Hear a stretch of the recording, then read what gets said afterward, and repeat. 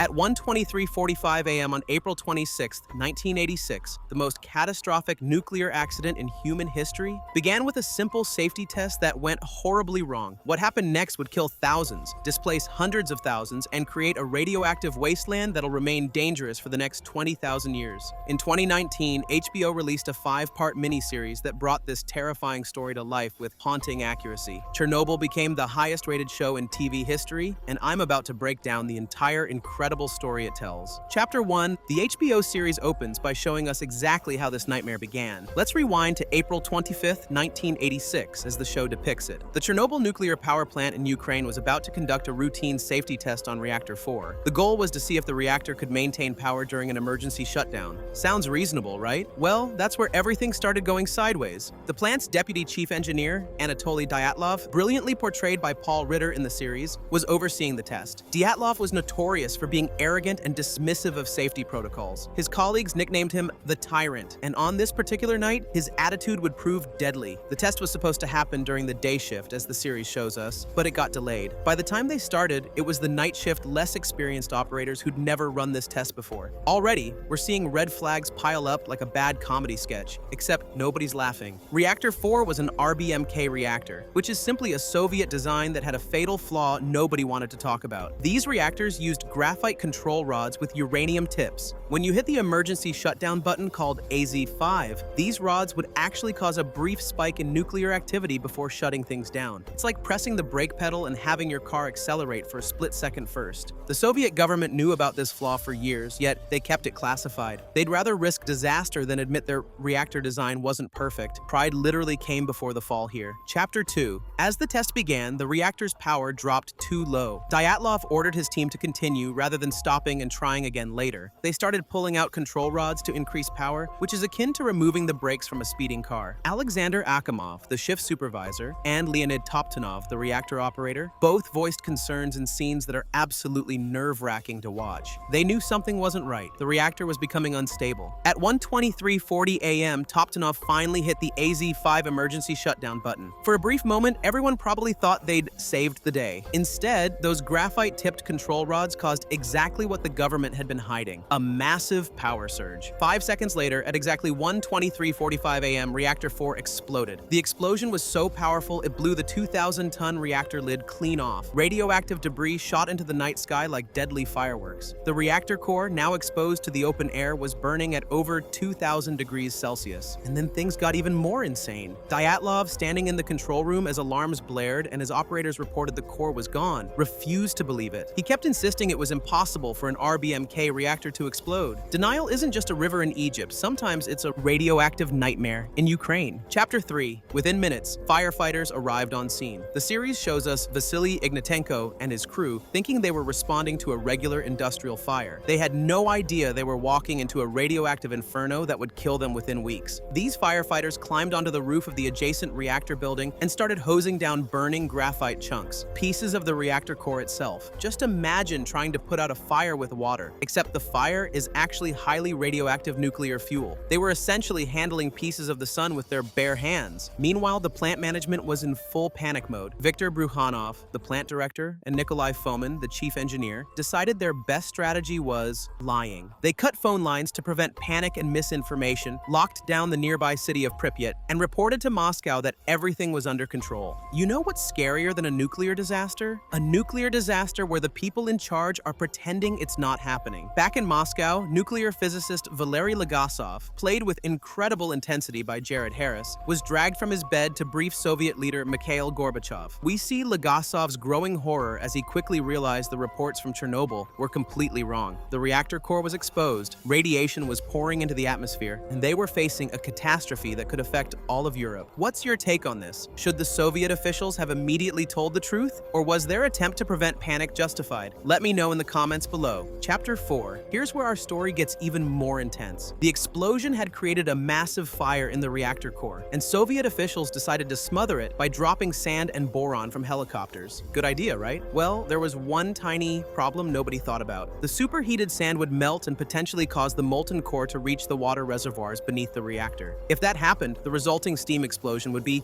catastrophic. We're talking about making Chernobyl look like a small campfire. Nuclear physicist Ulana Komyuk, portrayed portrayed by Emily Watson, though she's actually a composite character representing many real scientists, realized this danger and alerted Legasov. The series dramatically shows us how desperate the situation was. Someone had to go into the flooded basement of the reactor building and manually drain the water tanks. 3 plant workers, Alexei Ananenko, Valery Bezpalov, and Boris Baranov, volunteered for what everyone assumed was a suicide mission. They put on diving gear and waded through radioactive water in complete darkness — the radiation had fried their flashlights — to find and open the drainage valves. Amazingly, all 3 men survived this mission and lived full lives afterward, completely contrary to what most people believe. Sometimes, reality is more hopeful than the legend. Chapter 5, while the immediate explosion threat was handled, there was still a massive problem. The reactor core was burning at insane temperatures, and if it melted through the concrete foundation, it could contaminate the groundwater and affect millions of people. The remedy was to dig a tunnel under the reactor and install a cooling system. The Soviet government recruited 400 coal miners from Tula to work in shifts, digging by hand in extreme heat and radiation. The series shows these miners working nearly naked because of the temperature, looking like something out of Dante's Inferno. Here's what gets me. These miners knew the risks, yet they worked around the clock anyway. When asked why, one miner simply said, "Someone has to do it." The tunnel was completed in just over a month. If you're enjoying this deep dive into one of HBO's most incredible series, hit that subscribe button. We've got more amazing show breakdowns coming your way. Chapter 6. By now, the Soviet government realized they couldn't hide Chernobyl anymore. Radiation detectors across Europe were going crazy, and international pressure was mounting. They finally admitted there had been an accident. The cleanup effort was massive. Over 600,000 people, called liquidators, were brought in to deal with the contamination. Their job was everything from washing radioactive dust off buildings to shooting abandoned pets that had become radioactive. One of the most dangerous jobs fell to 3,828 men, who had to clear such radioactive debris from the reactor roof. The radiation was so intense that the German robots they brought in were instantly fried. So these men, dubbed biorobots, had to run onto the roof in 90-second shifts, grab chunks of radioactive graphite with shovels, and throw them back into the reactor. 90 seconds doesn't sound like much until you realize they were exposed to a lifetime's worth of radiation in that time. Many of these liquidators later developed cancers or had children with birth defects. They knew the risks, yet they did it anyway to prevent an even worse disaster. Chapter 7, meanwhile, the series shows us Valery Legasov facing his own moral crisis. At an international conference in Vienna, he was ordered to give a sanitized version of events that hid the reactor design flaw. He complied, knowing that similar reactors across the Soviet Union still had the same deadly problem. The weight of this lie ate at Legasov, and Jared Harris's performance captures this internal torment perfectly. He knew that by staying silent, he was risking future disasters. 2 years after Chernobyl, on the anniversary of the accident, Legasov recorded a series of audio memoirs revealing the truth about the reactor's design flaws and the government cover-up. That same day, he took his own life. His tapes were smuggled out and distributed, forcing the Soviet government to finally admit the full truth about Chernobyl and retrofit their remaining reactors. Legasov's final act of conscience probably prevented future disasters and saved countless lives. Chapter 8. Let's talk numbers for a moment. The immediate death toll from Chernobyl was relatively small. 31 people died directly from the explosion and acute radiation sickness. Nonetheless, the long-term impact is still debated. Estimates of eventual cancer deaths range from 4,000 to 93,000, depending on which study you believe. What's not debatable is the human displacement. The entire city of Pripyat, 49,000 residents, was evacuated and never returned. An exclusion zone stretching 30 kilometers around the plant remains largely uninhabited today. Families were torn apart, entire communities destroyed, and generations of people affected by radiation exposure. The series powerfully depicts pregnant women like Lyudmila Ignatenko, whose firefighter husband died from radiation poisoning, giving birth to babies who died within hours from radiation exposure. The psychological trauma was enormous. These people didn't just lose their homes, they lost their entire way of life. Chapter 9. Within months of the disaster, Soviet engineers began constructing a massive concrete structure called the sarcophagus to contain the ruined reactor. Working in extremely dangerous conditions, they essentially built a tomb around Reactor 4. The sarcophagus was always meant to be temporary, and by the 1990s, it was falling apart. In 2016, an enormous steel arch called the new safe confinement was slid into place over the old structure. This new containment is designed to last 100 years and allow for the eventual dismantling of the reactor. Today, Chernobyl is a strange tourist destination. The exclusion zone has become an accidental nature preserve where wildlife thrives in the absence of humans.